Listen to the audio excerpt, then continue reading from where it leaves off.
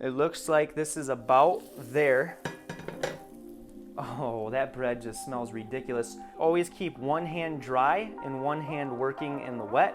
You're gonna not wanna quite go paper thin. All right, and then we're gonna give this a little flip.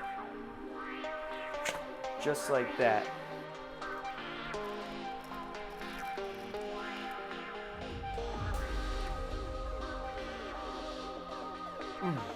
I bet you thought it was impossible to make tortilla chips or anything else that is homemade and that you cannot get from the grocery store here at home. And if you can start replacing things from the grocery store with at home, your life and your health is going to skyrocket. So today what we're gonna do is we're gonna use just 4 simple ingredients, and we're gonna take it all the way back to Civil War times. So they used to actually make hardtack for the soldiers back then, and it was the most storable, most nourishing possibility that they could contrive back then to feed the soldiers when they were in the trenches and millions of miles away from wherever their kitchens were, or their wives were. But essentially what we're gonna do is combine water, olive oil, salt, and flour, and we're gonna teach you guys how to make your own tortillas, soft shell for tacos or whatever else you wanna use it for, and tortilla chips, because let me tell you something, folks. You cannot find a tortilla chip this day and age that doesn't have some inflammatory oil in it or some type of preservative like a phosphate or a benzenate or BHT, and that is very bad for your digestive system and your gut microbiome. So here we go. First thing that you're gonna wanna do is you're gonna wanna put some flour down into a mixing bowl. So I use King Arthur's flour. This is all-purpose, unbleached. And today we're gonna make our tortilla in cast iron. So I'm gonna start with about this much, and I'm pretty unofficial with it. Per the rest of my content, you guys know I just kind of go with the flow. So I'm just gonna put a nice amount of olive oil and flour in here. This reminds me of the Old Testament. Whenever you read after the Israelites fled or were delivered out of Egypt, the Lord literally always told them to do offerings of choice flour and olive oil. And that was always something that I imagined in my heart. But so here we're gonna combine the rest of this here. And I'm gonna use about a cup of water, but I'm just gonna do a little bit in there and see what we're working with. And then now I'm gonna add the salt in there as well. It's just gonna be a light little dusting of salt. This is for your flavor. And let's see what this feels like. Always keep one hand dry and one hand working in the wet. So right now I can already tell that this is going to probably need a little bit more flour and water and all the ingredients. But essentially what you're gonna do is you're just gonna take this little flour wad that you just created, and you're gonna get all of the ingredients incorporated so that it turns into Play-Doh. And that's what you're really gonna wanna figure out is how, like, what mixture of what ingredients are going to get you to a Play-Doh texture the fastest. And this is actually pretty darn close. So you're just gonna take it, mop up all the stuffs like that, and then incorporate once you don't need any of your other ingredients, your other hand, and really just start working it into itself. And a lot of times you'll have it to where this dough is just way too sticky and it's sticking to your hands all over the place. So what you'll do at that point is just take some more flour and then just kind of roll it underneath of itself like this. These glass bowls are nice because you can roll it underneath itself, and then eventually it will start to work itself into a pastry form, like a donut or a crepe or whatever else. And once it starts working inside of itself, then that's when you can start to roll the edges in. This is kind of like a classic sourdough maneuver here. And what we're doing is we're basically making it to where this rolling pin, when it starts to roll out, is even. So we're just folding it up there, and we're getting a basic shape, and we're gonna slap it on the cutting board here. So what you wanna do from this point is you're gonna wanna take some flour and put it on your rolling pin. so that it does not tear that dough. So we take the flour here and we just coat it just like this, just so it's got that outer layer. Put a little bit more flour on the top of this, and then we're just going to roll it flat. We're going to roll it into the shape that we want it to be in that pan. So far you guys will know that you're doing it right if there's no breaking off or there's no splitting, and it's just a nice consistent roll for you. You're going to not want to quite go paper thin, but you are going to want to go thinner than, I would say, you know, like a traditional pita chip. So when it starts coming up back at you like that, that's how you know you're getting kind of close. So we're just going to keep on flattening this out. And then comment, guys, if you guys want to see this done from scratch with wheat berries being ground up into a poultice, or basically taking wheat berries and turning it into flour. I can show you guys how to do that. Just let me know if that's something you're interested in. Comment in the comment section from scratch, and I will do that video for you guys. So boom, that should be looking like a soft shell tortilla that you guys are used to seeing in the stores. What we're going to do now is we are going to take our cast iron and we're going to get this up to a considerable heat. So that considerable heat is going to be about a 3 out of a high, so 8, 3 out of 8, and about a quarter of the maximum heat for this. And we are going to take the top off here, and it's already starting to smoke, so that means we're going to put some high temp avocado oil on here up to 500 degrees, and just a drop to see if it'll smoke. Okay, not too bad. So then we're going to add a little bit more on there, and we're going to mix that up with a wooden utensil because they're my favorite to cook with. And we're going to get it evenly all around the pan. It's important to get that even coat when you are cooking with cast iron. And from here, you're going to take your tortilla with a thin layer of your choice oil, and you are going to just put a little bit of olive oil in your hands, or avocado oil, whatever you've got to work with, and you are going to put some on there, face down. And then from here into the pan, just like that, and you can start to hear that oil start to work on that dough. The main thing that you're going to want to look for as the cooking progresses is look for bubbles. So when the bubbles start to come up, that means it's time to reduce the heat, or it's about time to come off.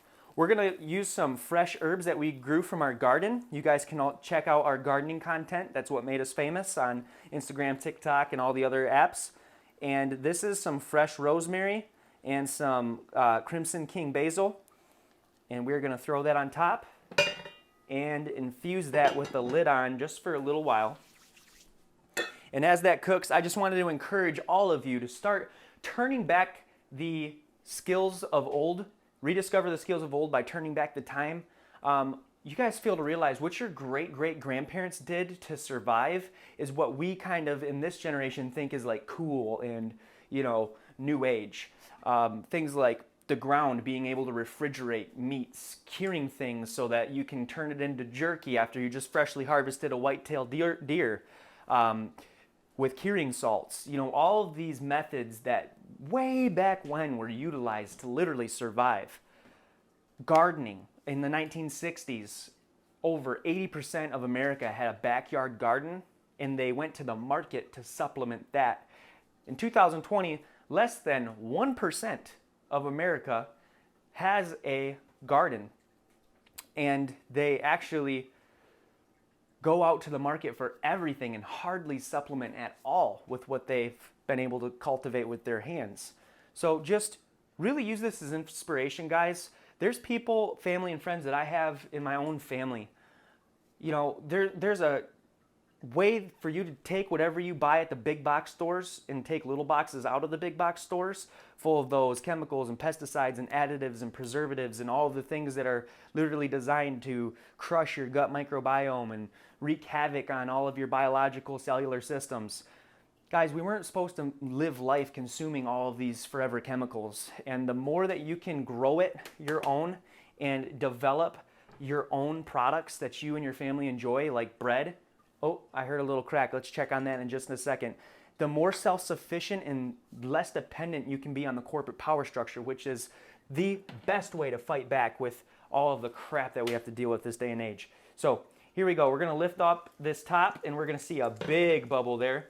And now we are going to grab some utensils here to give a flip, and I can immediately smell those fresh herbs.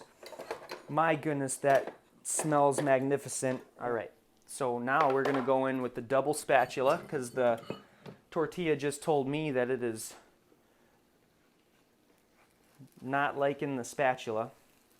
So we're going to take it like this, and we're going to get those herbs.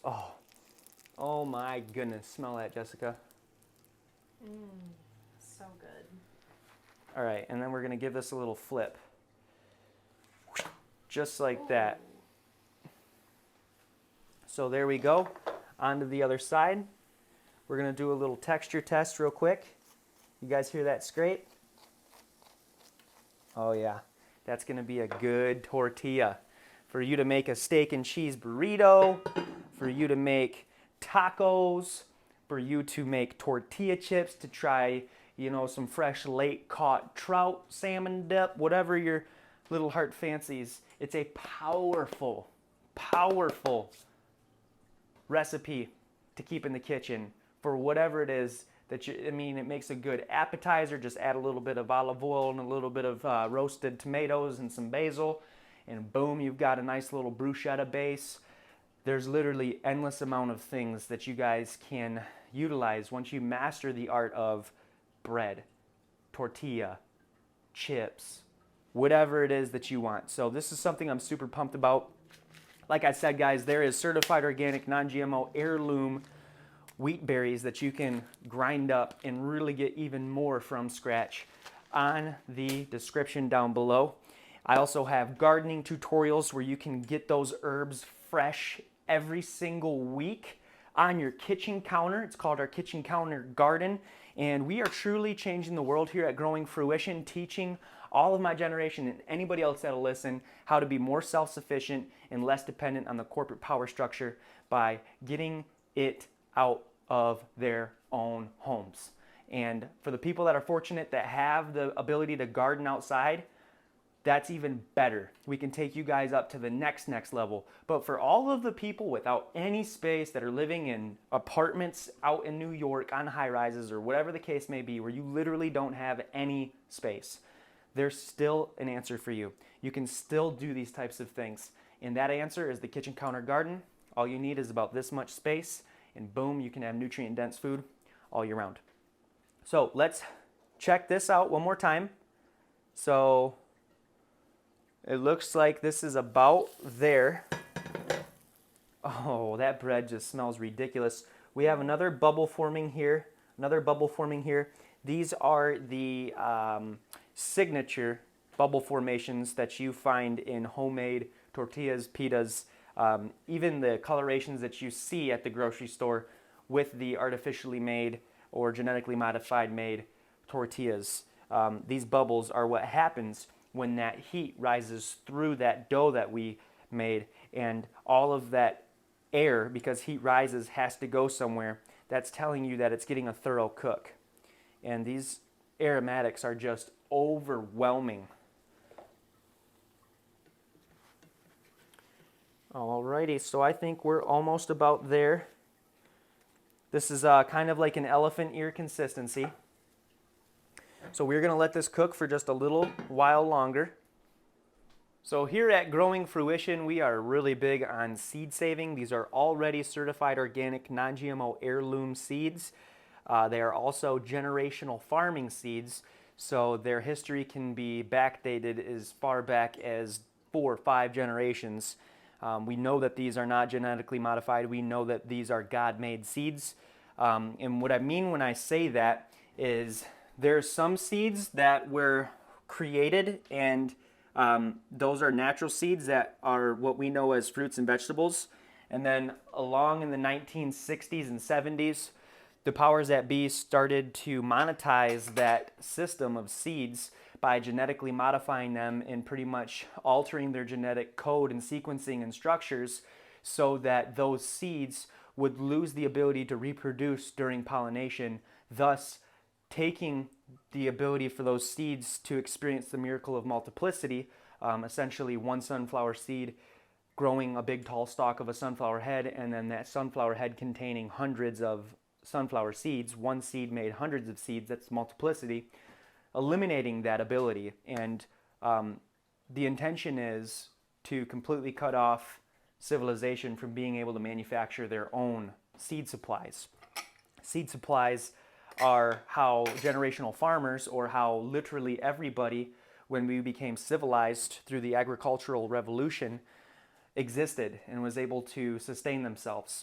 So now we're just seeing a big push for concentrating into large smart cities and to be totally dependent on the government for every part of our life in the age of convenience, technology, and commodity. Well, I go against that grain, and I say to you and everybody else, rediscover the skills of old, try to get those generational farming seeds and start to collect and build your own repertoire as a family. And this is your warning, and you have been put on notice. So here we go. Last time we are going to go into this pot and pan. We're going to pull that aromatics out there. Man, I feel like I'm at a 5-star restaurant and the appetizer just came out on a hot plate. I'm not even kidding you guys. This is 20 million times better than you will ever buy at the grocery store. Look at the texture of that. Just structured enough to where it's not folding all over the place, but also it is, oh, that's your tortilla, folks. Bada bing, bada boom. Wow. That is beautiful. Oh. All right, here we go. Here's the big reveal. 3, 2, 1. ASMR, listen to this.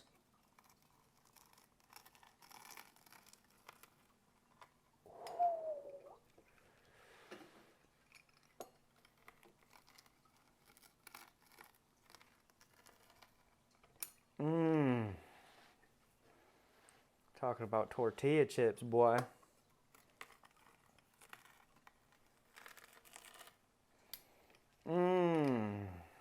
Sweet goodness, God Almighty.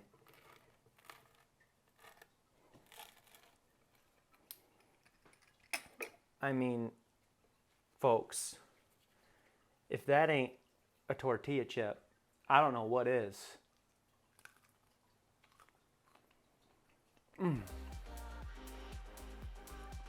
I mean, what are you even going to the store for?